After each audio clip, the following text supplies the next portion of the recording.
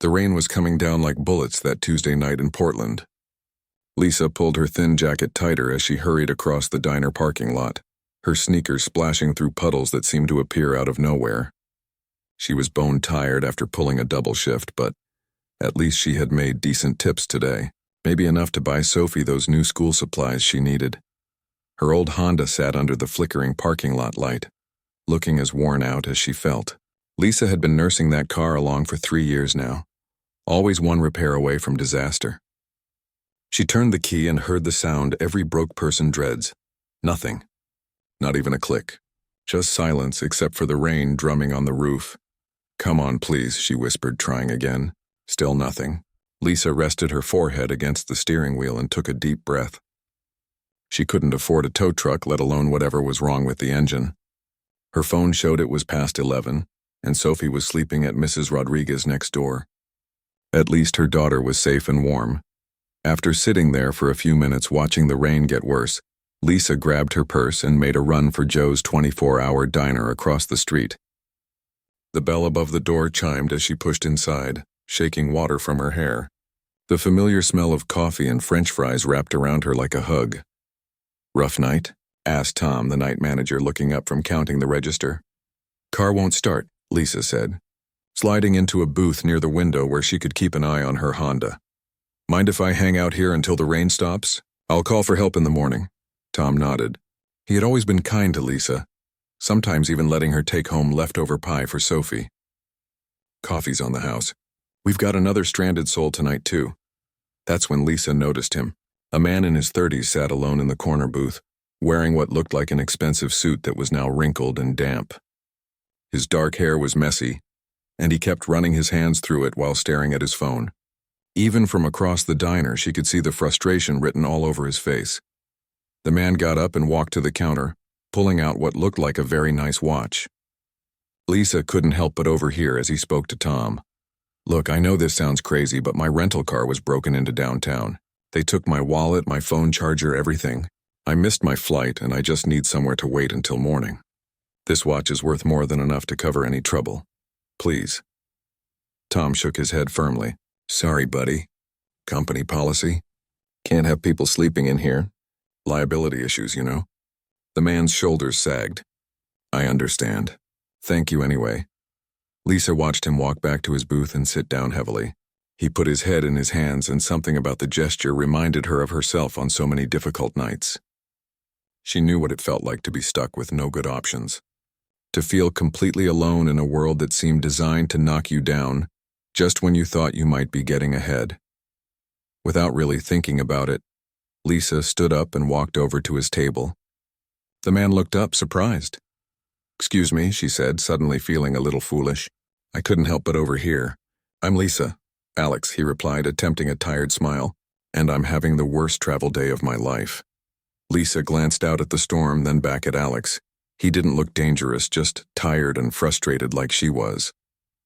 "This might sound weird, but I live about 10 minutes from here. I've got a couch if you need somewhere to crash until morning.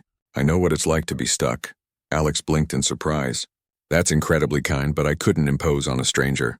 You don't even know me." "You don't look like a serial killer," Lisa said with a small laugh. "Besides, someone helped me out once when my daughter was sick and I had nowhere to turn. Sometimes we all need a little kindness from strangers." She could see Alex weighing his options. The rain was getting harder and the diner would close at 2. He really didn't have many choices. "Are you sure?" he asked. "I don't want to put you or your daughter in any uncomfortable situation. She's 6 and she's asleep at the neighbor's house for tonight. I work late shifts sometimes." Lisa surprised herself with how easily she was sharing personal details with this stranger, but something about Alex seemed genuine. "Look, it's just a couch and maybe some instant coffee in the morning. Nothing fancy." Alex studied her face for a moment, and Lisa could almost see him making the decision. "If you're absolutely sure, then yes." "Thank you. I'll figure out how to repay your kindness somehow." "No need," Lisa said, already heading back to get her purse. "Just pay it forward someday." 20 minutes later, they were driving through the empty streets in Lisa's Honda, which had mysteriously started on the 3rd try. The rain was still heavy, and the windshield wipers struggled to keep up. Alex sat quietly in the passenger seat, occasionally giving directions when Lisa asked. So what kind of work brings you to Portland?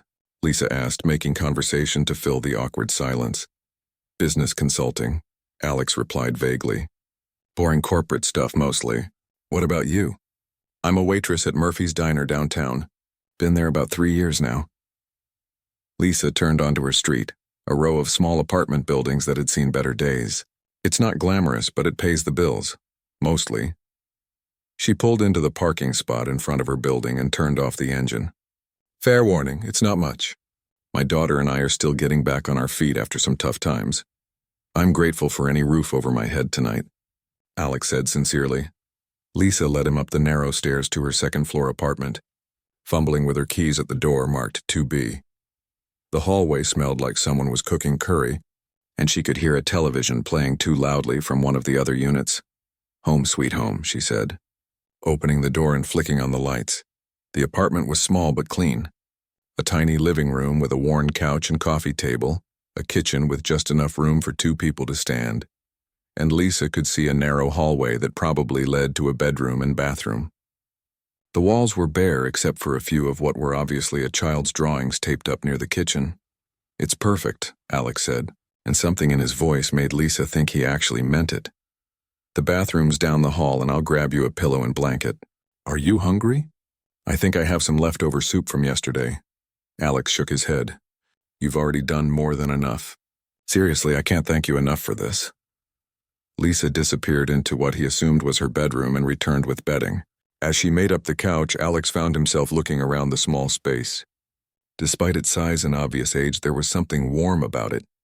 The child's artwork, a small stack of library books on the coffee table, a few photos on the kitchen counter of Lisa, with a little girl who had the same bright smile.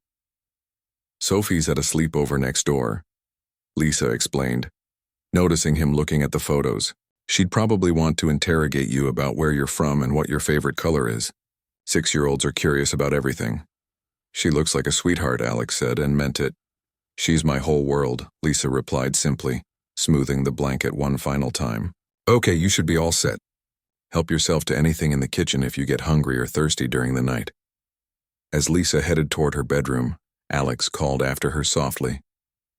Lisa, thank you, really, this kind of kindness is rare. She turned back with a smile that reminded him why he had trusted her in the first place. Everyone deserves help when they need it.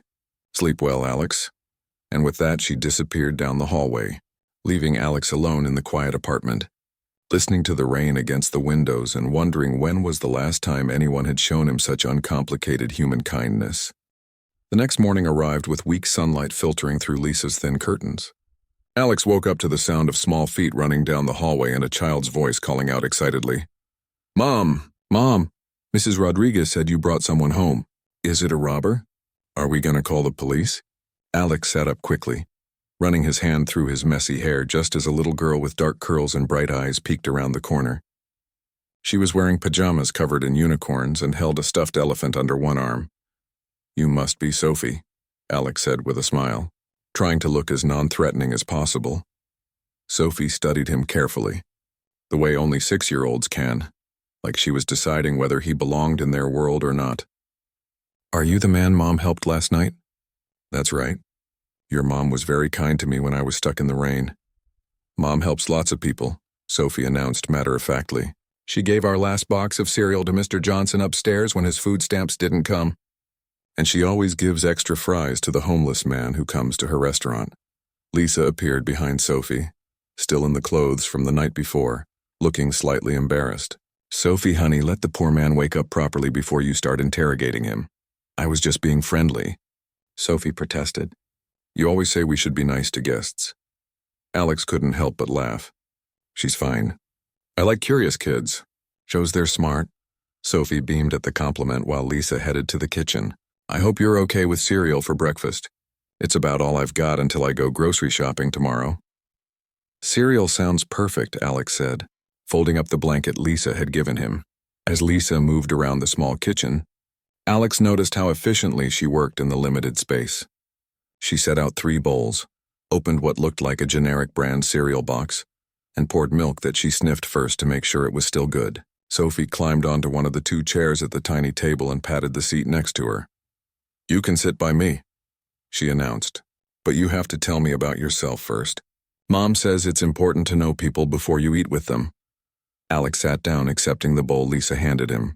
Well, let's see. My name is Alex, I'm 35 years old, and I work with companies to help them run better. That sounds boring, Sophie said bluntly, making Lisa nearly choke on her coffee. Sophie, Lisa scolded gently. It's okay, Alex laughed. She's not wrong.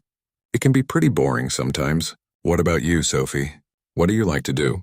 Sophie's face lit up. I love to draw and read and help Mom at work sometimes. I'm really good at math, too. Want to see my latest picture? Before Alex could answer, Sophie was already running to get a piece of paper from a stack on the counter. She returned with a colorful drawing of what looked like a house with a big garden and 2 stick figures standing in front. That's me and Mom in our dream house, Sophie explained seriously. It has a big yard where I can have a dog, and Mom has her own garden where she can grow vegetables. And there's a room just for reading books. Alex studied the drawing carefully, noting the details Sophie had included: flowers in the garden, curtains in the windows, even a small tree with what looked like a swing hanging from it. This is really good, Sophie. You're quite an artist. Mom says I get it from my daddy, but I don't remember him much. He left when I was little. Sophie said this casually, the way children do when they've accepted something as simply part of their story. Lisa tensed slightly, and Alex could see this wasn't a topic she was comfortable with. He decided to redirect the conversation. Well, I think you get your artistic talent from being observant. You notice details that other people miss. After breakfast, Sophie settled at the table with a coloring book, while Lisa started getting ready for her morning shift. Alex offered to help clean up, but Lisa waved him off. You're a guest. Besides, there's not much to clean. As Lisa moved around the apartment gathering her work uniform and checking that Sophie had everything she needed for the day, Alex found himself really looking at their life. The bills stacked on the counter that Lisa tried to casually move out of sight. The fact that she was putting on the same uniform from yesterday because it was probably the only clean one. The way Sophie automatically got her backpack ready and made sure she had her library book, clearly used to the routine of her mom working multiple shifts. Mrs. Rodriguez takes me to school and picks me up when Mom works the early shift, Sophie explained, noticing Alex watching. She makes really good cookies, but don't tell Mom I said that. Your secret's safe with me, Alex promised. Lisa emerged from the bathroom, hair pulled back and looking every bit the professional waitress. I have to leave for work in about 10 minutes. Mrs. Rodriguez will be here soon to get Sophie ready for school. Of course. I should probably head out too and figure out my situation. Actually, Lisa said, hesitating slightly, if you don't mind waiting another hour or so, I could give you a ride somewhere when I get my lunch break. The bus routes around here aren't great, and calling a cab from this neighborhood can be expensive. Alex was touched by the offer, especially considering Lisa's obvious financial struggles. That's very thoughtful, but I don't want to put you out any more than I already have. It's no trouble. Besides, I usually grab lunch at the diner anyway. You could get a good meal and figure out your next steps. Sophie looked up from her coloring. You should come. Mom makes the best milkshakes there. Well, she doesn't make them for herself because she says they cost too much, but she makes really good ones. Lisa's cheeks turned slightly pink. Sophie, honey, you don't need to share all our business. What? It's true. You always say we can't afford the fancy stuff, but you make it really good for customers. Alex felt something twist in his chest. Here was a woman working her tail off, probably making minimum wage plus tips, ensuring her daughter had everything she needed while denying herself even small pleasures like a milkshake at her own workplace. A knock at the door interrupted them. That'll be Mrs. Rodriguez, Lisa said, going to answer it. An older woman with kind eyes and graying hair stepped in, immediately focusing on Sophie. Ready for school, Mia? Mrs. Rodriguez, this is Alex. Mom helped him last night because he was stuck in the rain. Mrs. Rodriguez looked Alex up and down with the protective eye of someone who cared about Lisa and Sophie. Nice to meet you, she said politely but cautiously. Alex was just leaving, Lisa said quickly, clearly not wanting to explain the situation to her neighbor. After Mrs. Rodriguez left with Sophie, the apartment felt suddenly quiet. Lisa busied herself gathering her things for work, while Alex folded the blanket and stacked the borrowed pillow neatly on the couch. Your daughter is amazing, he said quietly. Lisa paused in her preparations, a soft smile crossing her face. She's my whole world. Everything I do is for her. It shows. She's confident, kind, smart. You're doing an incredible job. Some days I wonder if I'm enough, Lisa admitted, then immediately looked like she regretted sharing something so personal. Sorry, you don't need to hear about my doubts. Don't apologize. Being a parent has to be the hardest job in the world. Doing it alone? Alex shook his head. I have tremendous respect for what you're doing. Lisa looked at him curiously. Do you have kids? No, Alex said, and something in his voice suggested it might be a sensitive topic. My work keeps me traveling constantly. Not much room for family life. That must be lonely sometimes. Alex was quiet for a moment. I hadn't really thought about it until last night. Being here, seeing what you and Sophie have together, it made me realize what I might be missing. They stood in comfortable silence for a moment before Lisa glanced at the clock. I really do need to get going. Are you sure you'll be okay getting where you need to go? Actually, Alex said, making a decision, would it be too much trouble if I did take you up on that lunch offer? I'd love to see where you work, and honestly, I could use some normal human interaction after yesterday's disasters. Lisa's face brightened. Really? That would be nice. I don't often get to eat lunch with friendly company. It's a deal then. What time should I meet you? The lunch rush usually dies down around 2. Murphy's Diner on 5th Street. You can't miss it. It's got a big neon sign that only half works. After Lisa left for work, Alex sat alone in the quiet apartment for a few minutes. Everything about this place was different from his usual world. The second-hand furniture, the careful way Lisa managed every dollar, the drawings on the refrigerator, the library books instead of expensive entertainment systems. Yet there was something here he rarely felt in his penthouse apartment or luxury hotels. Warmth, love, the sense of a real home. He thought about Sophie's matter-of-fact mention of her father leaving, and how Lisa's jaw had tightened just slightly. He wondered what kind of man would walk away from that bright little girl, and the woman who was clearly doing everything in her power to give her daughter a good life. Alex had spent years climbing the corporate ladder, making decisions that affected thousands of employees, managing budgets worth millions of dollars. But watching Lisa efficiently manage her small household that morning, seeing how she balanced Sophie's needs with work demands and financial pressures, he realized he was witnessing a different kind of strength entirely. He pulled out his phone to call his assistant, then remembered it was dead. No matter. The next morning, Alex woke up to the smell of something cooking and Sophie's voice drifting from the kitchen. He could hear Lisa moving around quietly, trying not to wake him. When he sat up and looked over the back of the couch, he saw her at the stove making what looked like pancakes from a box mix. Morning, Lisa said softly when she noticed him stirring. Hope you don't mind pancakes. Sophie insisted we make you a proper breakfast before you leave. Sophie bounced over in her school clothes, her backpack already on. I helped Mom make them. Well, I helped measure the water. Mom did the hard parts. Alex stood up and stretched, feeling more rested than he had in weeks despite sleeping on a couch. That smells amazing. You really didn't have to go to all this trouble. It's no trouble, Lisa said. But Alex noticed she was using what looked like the last of the pancake mix. The empty box sat on the counter next to a nearly empty milk carton.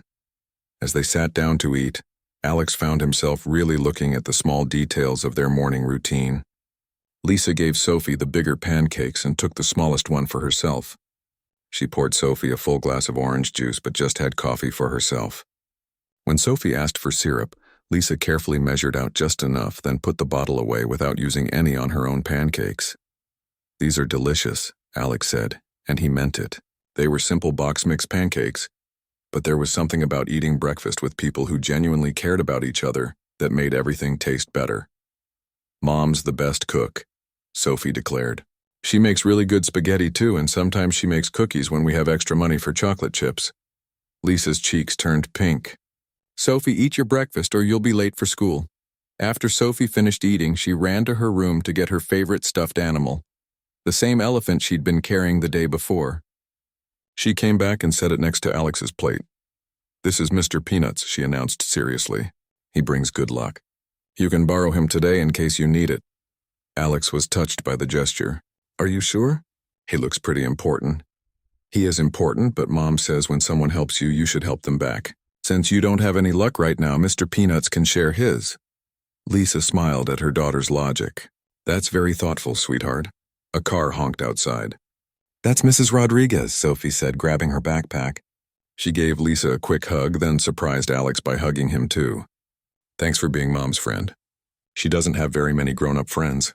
Sophie, Lisa protested, but she was smiling. After Sophie left, the apartment felt different. Quieter but also more intimate somehow. Lisa started cleaning up the breakfast dishes while Alex sat at the table, still holding the stuffed elephant and feeling oddly emotional about a 6-year-old's kindness. She's really something special, he said. She is, Lisa agreed, her voice full of love and pride. Sometimes I wonder how I got so lucky. Alex watched Lisa washing dishes in the small sink, being careful not to use too much dish soap. He noticed a stack of mail on the counter that she'd tried to keep turned face down, but he could see the edges of red final notice stamps on several envelopes. Lisa, he said carefully, I hope this doesn't sound forward, but I noticed you might be dealing with some financial pressure right now. Lisa's hand stilled in the soapy water. We're managing, she said quietly. I'm sure you are. You're obviously incredibly capable, but I'd like to help somehow. You've been so kind to me and I have the means to… No. Lisa turned around and though her voice was gentle, there was steel in it. I appreciate the offer, I really do, but we don't take charity. It wouldn't be charity. It would be one person helping another. Lisa dried her hands on a dish towel and Alex could see her choosing her words carefully. A few years ago when Sophie was really little, I was in a bad situation. No job, no money, about to lose our apartment. A social worker helped me apply for assistance and it saved our lives. But it also taught me something important. She sat down across from him at the small table. The help that really matters isn't just money. It's believing in someone enough to give them a chance to help themselves. You've already given me something valuable. What's that? You reminded me that there are still good people in the world. That kindness isn't dead. That matters more than you might think. Alex felt humbled by her response. In his world, problems were usually solved by throwing money at them. The idea that his presence, his simple gratitude, could be valuable to someone was foreign to him. But those bills, he started. We'll get paid when I work extra shifts this week, Lisa said firmly. I've been behind before and I've always found a way to catch up. That's what you do when you're responsible for someone else's life. Alex's phone, which he'd plugged in the night before, suddenly rang. He looked at the display and saw his assistant's number. I should probably take this, he said apologetically. Alex? Thank God, came the voice through the phone. I've been trying to reach you since yesterday. Your meeting has been rescheduled for this morning at 10. I've arranged a car service to pick you up. Where are you? Alex looked around the small apartment, then at Lisa, who was pretending not to listen while finishing the dishes. I'll text you the address. How long until the car arrives? 20 minutes. And Alex? The board is really looking forward to meeting you. This is a big day. After he hung up, Lisa was watching him with a knowing look. Important meeting? Something like that, Alex said vaguely. Work stuff. Must be pretty important work if they're sending a car service. Alex felt uncomfortable with the deception, but he wasn't ready to explain who he really was. Not yet. It's just complicated business things. Lisa nodded, accepting his privacy. I'll get out of your way so you can get ready. Lisa, wait. Alex stood up, feeling like there was something important he needed to say, but not sure what it was. Last night, this morning, being here with you and Sophie, it's meant more to me than you could know. You're welcome here anytime, Lisa said simply. That's what friends do. Alex pulled out his business card, simple with just his name and a phone number, and handed it to her. If you ever need anything at all, please call me. Lisa took the card and glanced at it. Alex Chen, business consultant, she read aloud. Okay. Though I'm not sure what kind of business consulting I'd ever need. 20 minutes later, a black sedan pulled up outside the apartment building. Alex had changed back into his suit from 2 days ago and was gathering his things. Lisa walked him to the door. Thank you, he said, for everything. I'll never forget this. Take care of yourself, Alex, and don't forget, you've got Mr. Peanuts for luck today. Alex looked down at the stuffed elephant still in his hand. I can't take Sophie's favorite toy, she insisted. Besides, you can always bring him back sometime. Alex impulsively reached into his wallet and pulled out several bills. Please, at least let me pay you for your hospitality. For the food, the couch, absolutely not, Lisa said, gently pushing his hand away. Friends don't charge friends for kindness. Frustrated but touched by her stubborn pride, Alex nodded. He gave her a quick hug, breathing in the faint scent of the diner, coffee and something warm that he was already going to miss. I'll call you soon, he promised. As the car pulled away, Alex looked back to see Lisa standing in the doorway waving. He settled into the leather seat and carefully placed Mr. Peanuts on the seat beside him. Where to, sir? The driver asked. Alex gave him the address, then quietly took the money Lisa had refused and tucked it carefully inside Mr. Peanuts. Sophie would find it eventually, and maybe Lisa would be more willing to accept help if she thought it came from her daughter's good luck charm. 20 minutes later, the car pulled up in front of a gleaming glass tower downtown. Northwest Educational Solutions was etched in elegant letters across the front of the building. Alex straightened his tie and grabbed his briefcase. Mr. Peanuts tucked safely inside. The elevator whisked him to the 32nd floor, where his assistant Rachel was waiting with a concerned expression. Alex, are you okay? You look different somehow. I'm fine, Rachel. Actually, I'm better than fine. Is the board ready? They're waiting in the main conference room. Alex, this is it. Your first day as CEO. Are you nervous? Alex thought about Lisa making pancakes with the last of her mix, about Sophie sharing her lucky elephant, about the genuine warmth he'd felt in that small apartment. No, he said, surprising himself. I'm ready. As they walked toward the conference room, Rachel briefed him on the agenda. They want to discuss your vision for the company's future, particularly the educational outreach programs you mentioned in your interviews. Alex paused at the conference room door, his hand on the handle. Through the glass, he could see a dozen executives in expensive suits waiting to hear his plans for the company. But his mind was back in that small apartment, thinking about a woman who worked double shifts to support her daughter's dreams, and a little girl who wanted a house with a garden where she could have a dog. Rachel, he said suddenly, I want to make some changes to my presentation. Changes? Alex, we don't have time. Trust me, Alex said, thinking about Lisa's words about giving people a chance to help themselves. I know exactly what this company needs to be doing. He walked into the room, greeted the board members, and began to speak about education. 3 weeks had passed since that rainy night, but Alex found himself thinking about Lisa and Sophie every single day. He'd kept Mr. Peanuts on his office desk, and sometimes during long board meetings, he'd catch himself looking at the little stuffed elephant and remembering the warmth of that small apartment. His first weeks as CEO had been a whirlwind of meetings, budget reviews, and strategic planning sessions. But through it all, one idea kept pushing its way to the front of his mind. The image of Lisa working double shifts while dreaming of becoming a teacher, and Sophie drawing pictures of a house with a garden. Sir? His assistant Rachel poked her head into his office. The board is ready for your presentation on the new community initiatives. Alex straightened his tie and grabbed the folder he'd been working on for days. This presentation was important, maybe the most important thing he'd ever do in his career. The conference room was full of executives, all waiting to hear about his plans for the company's community outreach programs. Alex looked around the polished table at faces that had never worried about paying rent or feeding their children on minimum wage. Ladies and gentlemen, he began, I want to talk to you about opportunity. Not the kind we usually discuss in these rooms, but real opportunity for people who need it most. He clicked to his first slide, which showed statistics about single parents trying to complete their education while working multiple jobs. There are thousands of people in our city alone who have the intelligence and drive to succeed, but lack the support system to make it happen. Single mothers working 2 jobs who can't afford childcare to attend night classes. People who dropped out of college years ago because of financial hardship, but still dream of finishing their degrees. Board member Janet Morrison raised her hand. This sounds like social work, Alex. We're an educational technology company, not a charity. Exactly, Alex said, his passion building. We're an educational technology company. We have the resources, the knowledge, and the platform to create real change. What if we developed a program that provided flexible education opportunities for working parents? What if we offered scholarships paired with part-time employment at our learning centers?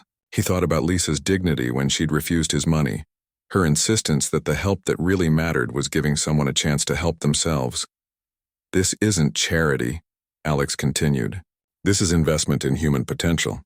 These are people who will work harder than anyone else because they know what's at stake. They'll be grateful for the opportunity, dedicated to succeeding, and they'll become our most passionate advocates." The room was quiet as the board members considered his proposal. Finally, Board Chairman Robert Hayes spoke up. "It's an interesting idea, Alex, but how do we measure success? What's the business case?" Alex had been ready for this question. "Employee retention in our learning centers is currently at 60%. I believe people who've been given a real opportunity to change their lives will have retention rates above 90%. Plus, we'll be developing a workforce that truly understands the struggles our students face." After 2 hours of discussion, questions, and budget analysis, the board voted to approve a pilot program. Alex felt a surge of satisfaction that had nothing to do with corporate achievement and everything to do with knowing he might be able to help families like Lisa's. Meanwhile, across town, Lisa was facing the worst week she'd had in months. Murphy's Diner had cut her hours due to slow business, leaving her with barely enough money to cover rent, let alone groceries and Sophie's school supplies. She'd been surviving on peanut butter sandwiches and coffee, telling Sophie she wasn't hungry when her daughter asked why she wasn't eating dinner. The final notice for their electric bill sat on the counter next to an eviction warning from their landlord. Lisa had been staring at both pieces of paper for an hour, trying to figure out which crisis to address first with the $43 she had left in her checking account. Sophie was at the kitchen table doing homework, occasionally asking for help with math problems. Lisa tried to keep her voice steady and cheerful, not wanting her daughter to know how scared she was. "Mom," Sophie said, looking up from her worksheet. "Why do you look sad?" "I'm not sad, honey. Just thinking about grown-up stuff. Is it about money again?" Lisa's heart broke at how casually Sophie asked the question. No 6-year-old should be that familiar with financial stress. "Everything's going to be okay," Lisa said, sitting down next to her daughter. "I promise." "Maybe Mr. Peanuts will bring us good luck," Sophie suggested. "He helped your friend Alex." Lisa looked at the stuffed elephant sitting on Sophie's bed through the open bedroom door. The day after Alex left, Sophie had found the money he'd hidden inside, $200 that had felt like a miracle. Lisa had been torn between gratitude and embarrassment, but ultimately used the money to catch up on their most urgent bills. "Maybe he will," Lisa agreed softly. That night, after Sophie had gone to bed, Lisa sat at the kitchen table with Alex's business card in her hand.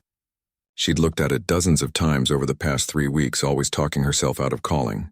But now, with eviction looming and no other options, she finally dialed the number. The phone rang 3 times before Alex's familiar voice answered. "Hello, Alex? This is Lisa from that night when you stayed over." "Lisa." The genuine warmth in his voice made her eyes well up with tears. "I was hoping you'd call. How are you? How's Sophie?" Lisa took a deep breath. "Actually, we're not doing great. I'm sorry to bother you, but I didn't know who else to call. You're not bothering me at all. What's going on?" Lisa explained about the reduced hours at the diner, the pile of bills, the eviction notice. Alex listened without interrupting, and she could hear the concern in his silence. "I'm not asking for money," she said quickly. "I know you said you work in business consulting, so I thought maybe you'd know about job opportunities. Anything that pays better than waitressing. I'm willing to work any hours, do any kind of work." "Lisa," Alex said gently, "what if I told you there might be something perfect for you? Something that could help with your immediate situation but also give you a chance to pursue your dreams?" "I'd say that sounds too good to be true." "I understand why you'd think that, but I'm working with a company that's starting a new program specifically for people in situations like yours. It provides educational opportunities for working parents along with employment that offers flexible scheduling." Lisa was quiet for a long moment. "What kind of company?" "Educational services. They run learning centers and provide support for people trying to complete their education. The program I'm thinking of would let you work part-time at one of their centers while taking classes to finish your degree. Plus, they provide childcare assistance." "Alex, that sounds incredible, but I can't afford college classes." "The program includes full tuition support. It's designed specifically for single parents who want to become teachers." Lisa felt her heart racing. Are you serious? Completely serious. Would you be interested in at least hearing more about it? Yes, Lisa said without hesitation. Yes, absolutely.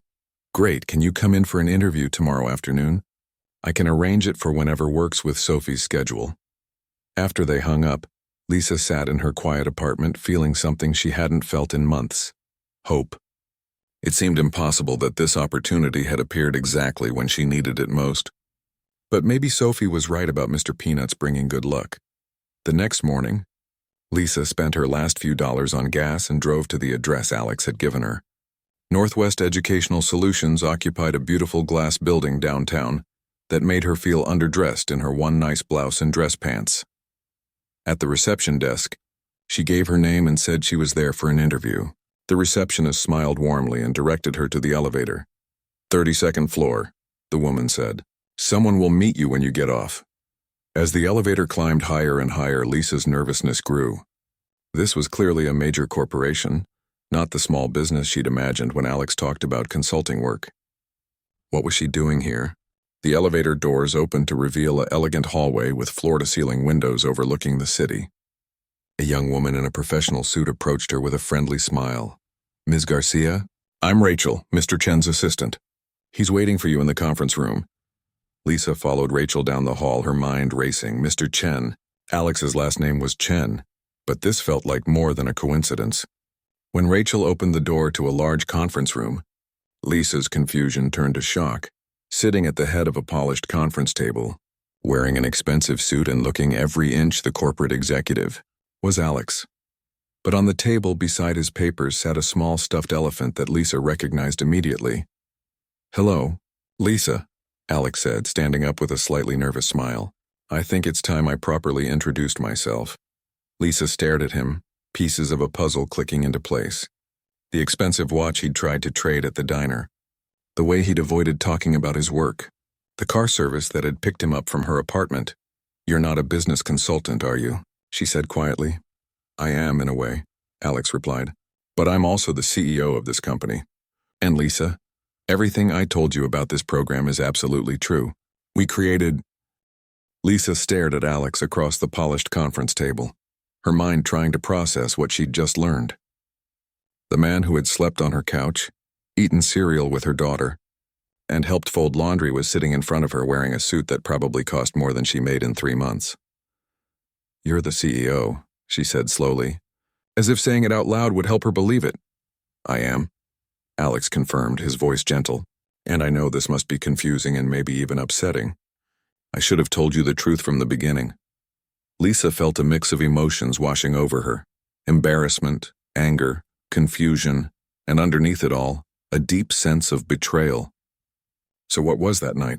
Some kind of experiment? Rich guy playing poor for a few hours?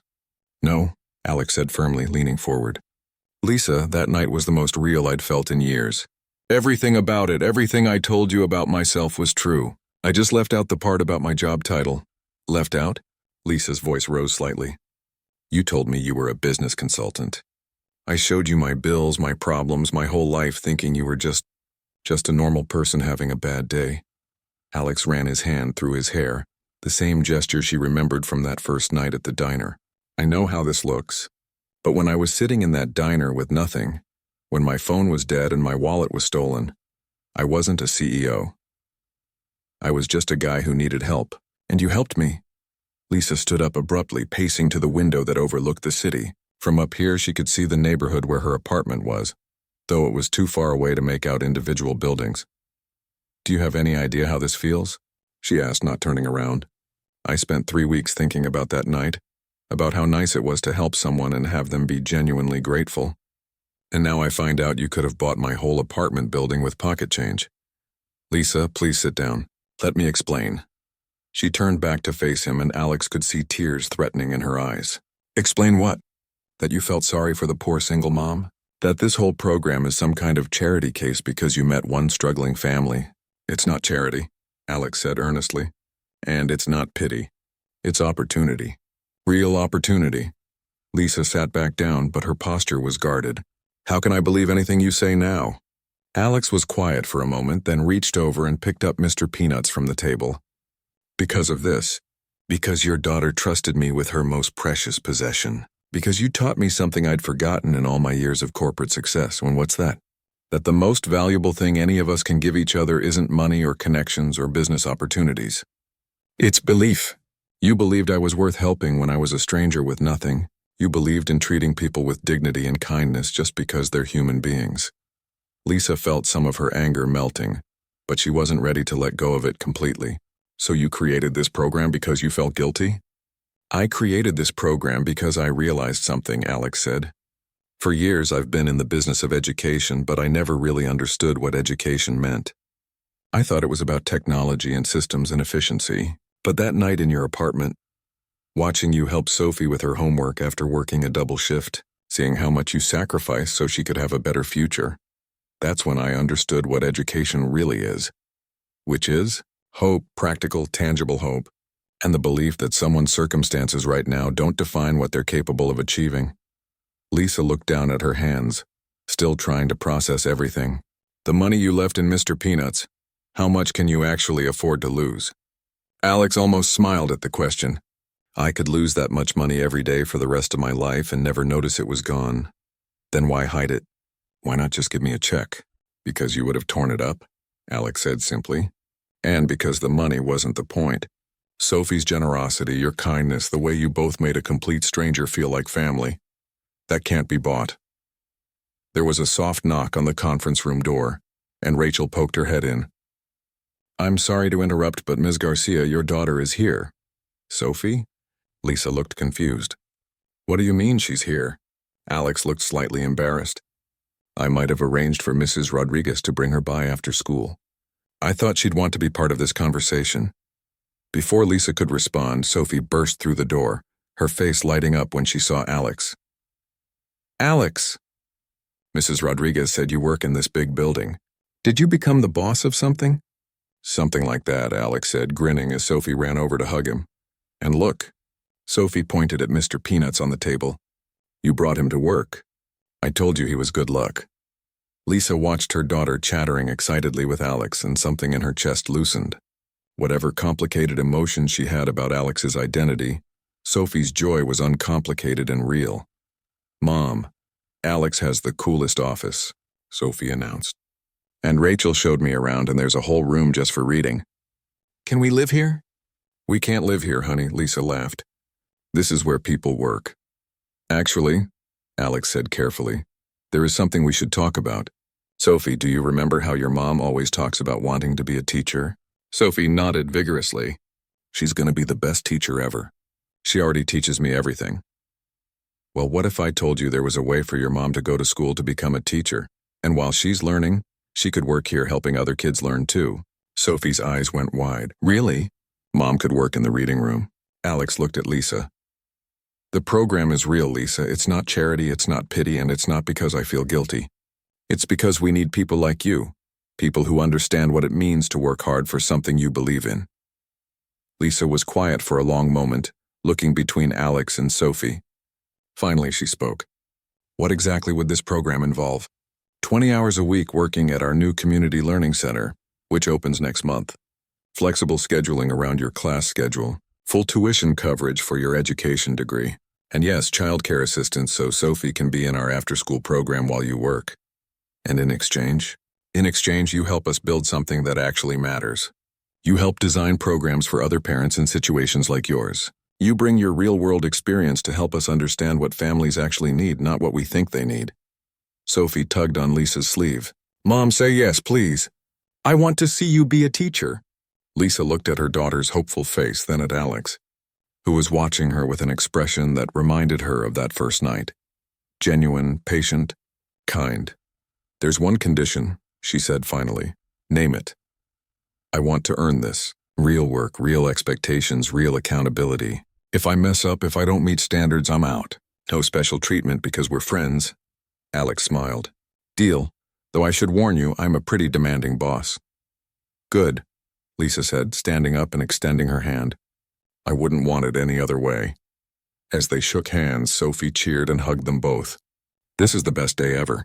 Wait until I tell Mrs. Rodriguez. 6 months later, Lisa stood in front of her first classroom as a certified teacher. looking out at 25 eager faces. The Northwest Educational Solutions Community Center had become everything Alex had envisioned and more.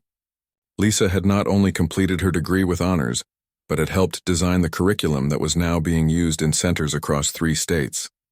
Sophie, now 7 and reading at a 4th grade level, spent her afternoons in the center's after-school program, helping younger children with their homework and telling anyone who would listen that her mom was the best teacher in the world.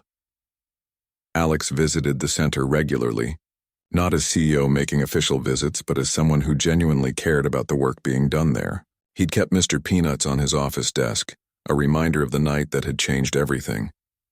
"You know," Lisa said to him one afternoon as they watched Sophie help a 5-year-old with a puzzle, "I used to think that night was just random luck. Wrong place, right time. And now I think maybe some things happen for a reason. Maybe you needed to remember what it felt like to be human. And maybe I needed to remember that it's okay to accept help sometimes." Alex nodded, watching Sophie patiently guide the little boy's hands to fit the puzzle piece in place. "She's going to be a teacher too, isn't she?" "Probably," Lisa agreed with a smile. "She's got the patience for it. And the belief that everyone can learn if someone just takes the time to help them. Wonder where she gets that from," Alex said quietly. As the afternoon sun streamed through the learning center's windows, illuminating children reading, playing, and discovering new things, Alex realized that this, not the corner office or the corporate achievements, was what success actually looked like.